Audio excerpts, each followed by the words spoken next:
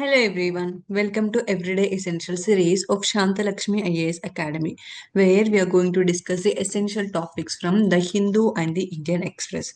So today, as part of the series, let us discuss the topics of 26th of July 2025. So what is the speciality of this 26th of July? So today we are celebrating the 26th Kargil Vijay Divas. So we are celebrating the courage, sacrifice, and the unwavering resolve which are shown by our heroes in the 1999 Kargil War.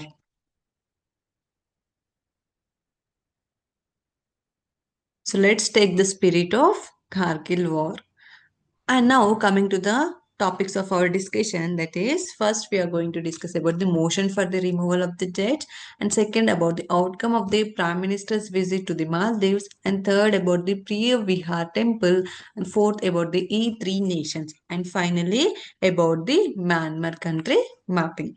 So starting with our first topic, that is the removal of the jet. So why we are discussing this removal of the jet? See, we have discussed this topic in our Everyday Essential series of 4th July also. But today we are revisiting this topic. Why? Because it is in the news. We know about the episode of this Justice Yashwant Verma of Allahabad High Court, where we have found the burnt currency notes in his residence. So regarding that, everyone is opining that the jet has to be removed.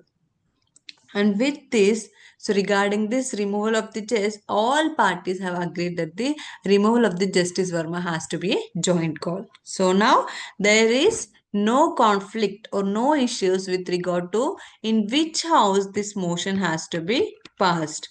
So this was said by the Kiran Rijiju, who is the Parliamentary Affairs Minister. So he said that the motion will now be passed in the Lok Sabha and concurred in the Rajya Sabha as per the rule. So we'll see about the constitutional provisions and what is the procedure to remove the judge of a court. So this removal of the judge can be given in this Article 124. So Article 124 of the Constitution says that yes, the judge can be removed. This is pertains to the Supreme Court judge. Any judge of the Supreme Court can be removed by the President as per the Article 124. Whereas this Article 217 deals with the removal of judges in the High Court. The two articles says that the judges can be removed by the president on account of the proved misbehavior or the incapacity. So are these terms defined in the constitution? What is meant by proved misbehavior and the incapacity? No, these terms are not defined in the constitution. So how we will remove the judge? See, this procedure was given in the Judges Enquiry Act 1968. So this Judges Enquiry Act 1968 gives a detailed procedure how to remove the judge.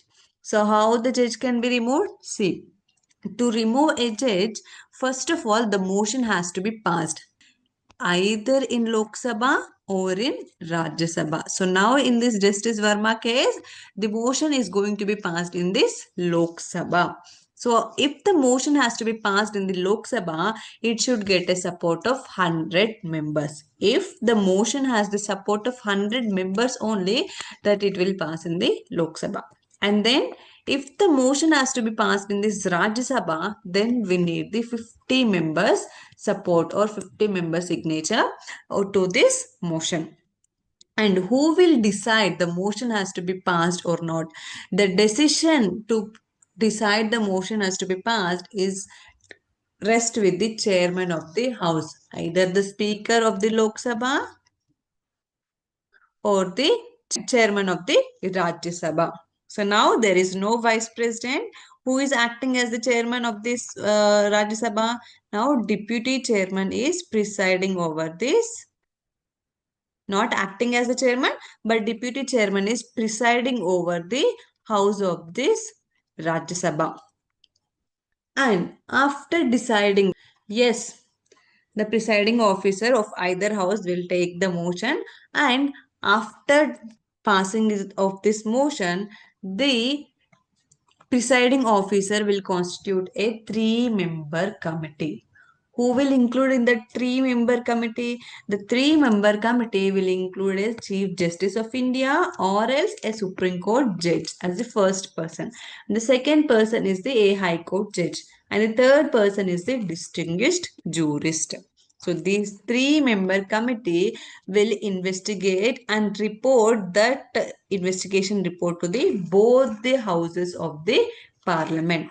This three-member committee will give their investigation report to the both the houses of the parliament, and after that the motion here, the removal motion has to be passed in the both the houses by the special majority. The removal motion has to be passed by this both the houses with the special majority. If they both the houses passes this motion with the special majority, then that will go to the president, and president will officially remove the judge from his position. So this is the procedure for the removal of the judge. Now moving to a second topic, that is the outcome of the Prime Minister Modi's visit to the Maldives. So why we are discussing this? See, Prime Minister Narendra Modi is in a visit to Maldives from July 25th to 26th. And this day, July 26th, is the 60th Independence Day of this Maldives. Maldives got independence in the year 1965, and now it is celebrating its 60th Independence Day today. And they invited Narendra Modi as its Independence Day guest. Now we'll see what are the outcomes of the Prime Minister Narendra Modi's visit to Maldives. See, we have signed many MOUs or the agreements, Memorandum of Understandings or the agreement. So first is that the agreement for an LOC, that means the line of credit. Line of credit of about Indian rupees 4,850 crores to the Maldives. So this is first time. This is for the first time we are giving this line of credit in a Indian rupees to the Maldives. So what is this line of credit? The line of credit is a loan agreement.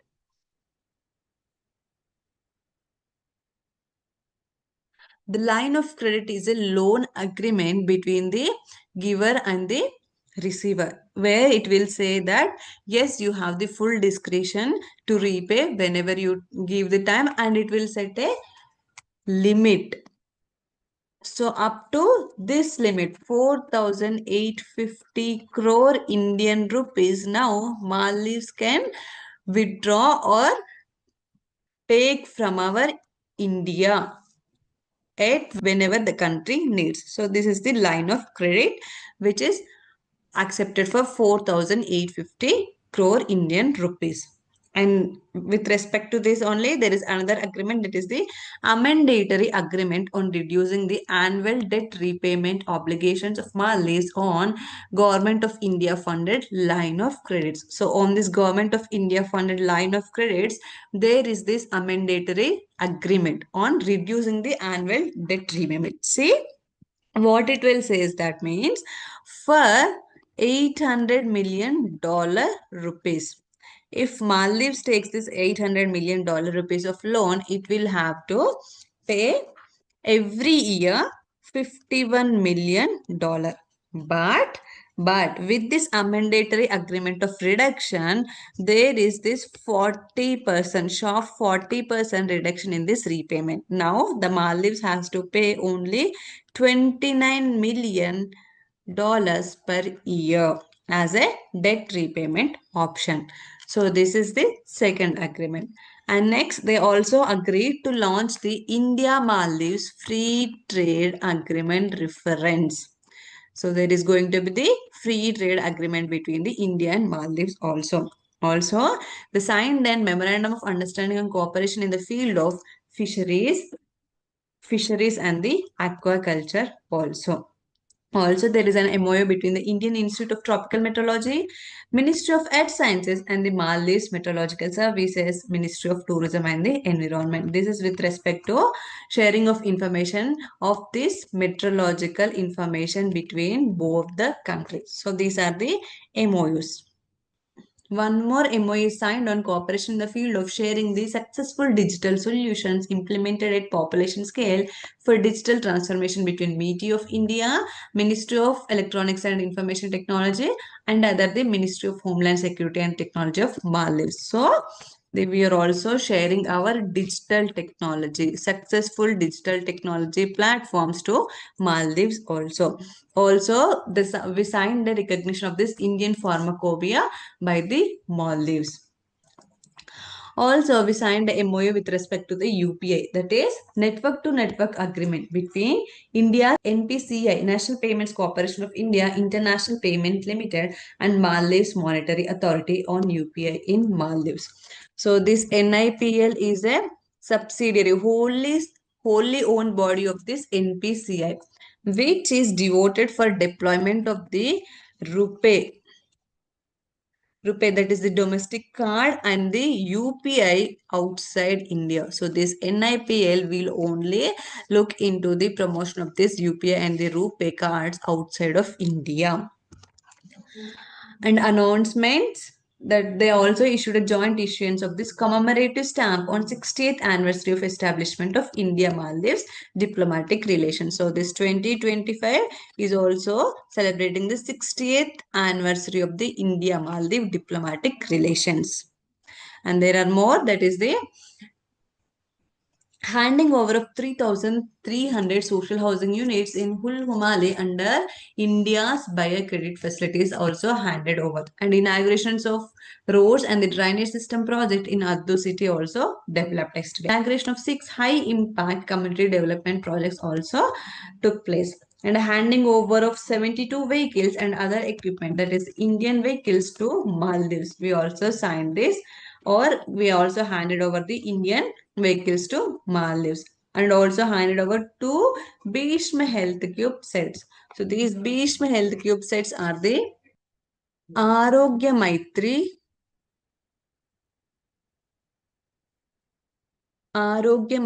Health Cube sets. Arogya Maitri Health Cube sets, which are the state-of-the-art portable cube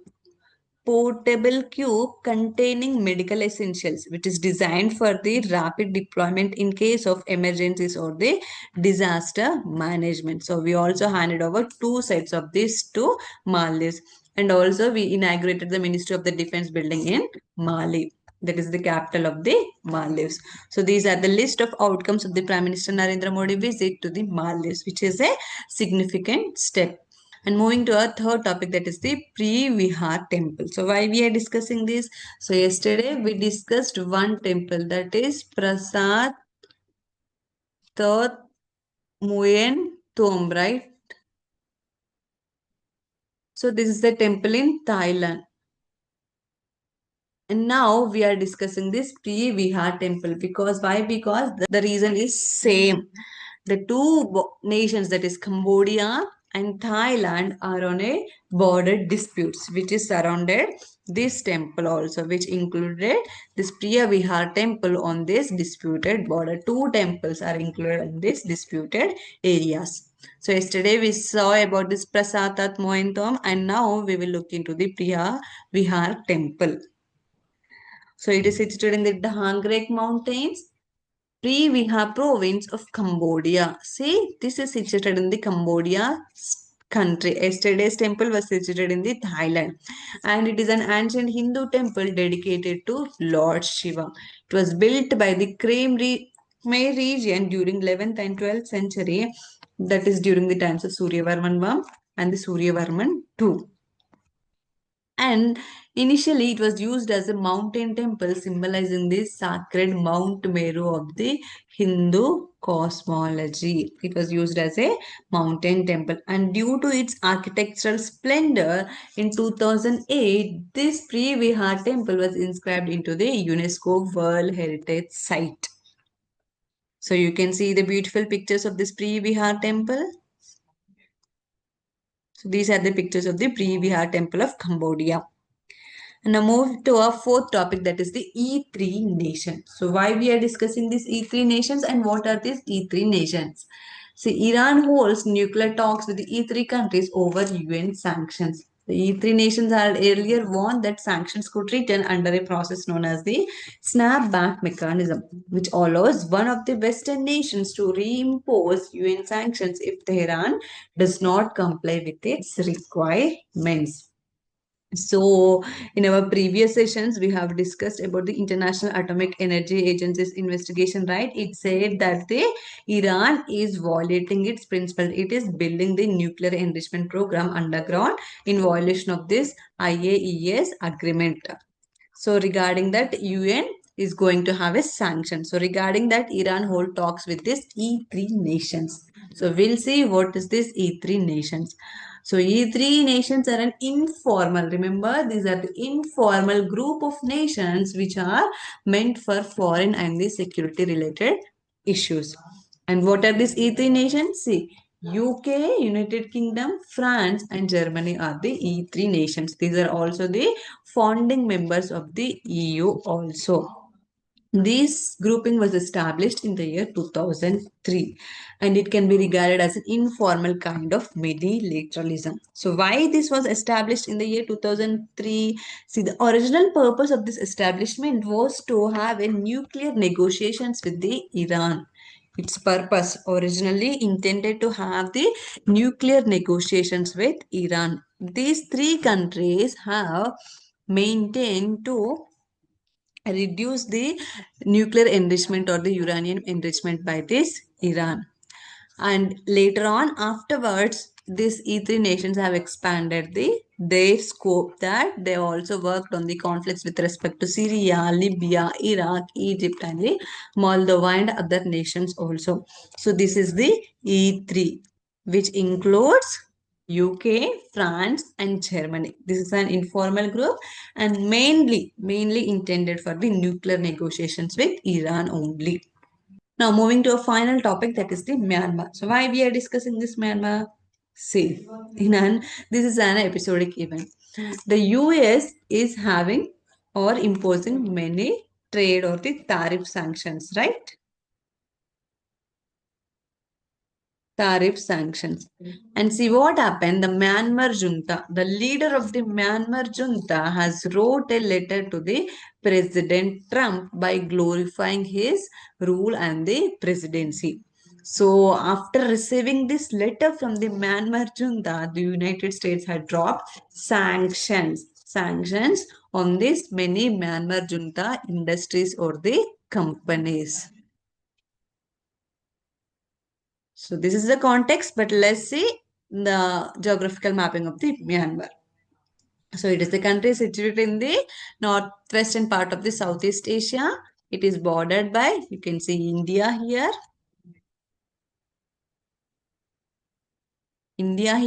Bangladesh, China, Laos, Thailand, and also the Andaman Sea and the Indonesia. Its capital is Naypyidaw and its largest city is the Yangon. It is three-fourths of this Myanmar is drainaged by this Irrawaddy river and it also other rivers like Yangon and the Salween. Its official language is Burmese. And it is a least developed country and it is a member of the United Nations, East Asia, Mid-ASEAN and the BIMSTEC. Remember also the non-alignment movement. This is not a member of the Commonwealth of Nations, though it is ruled by British prior to its independence but is not a member of the Commonwealth of Nations. So that's all for today. Thank you.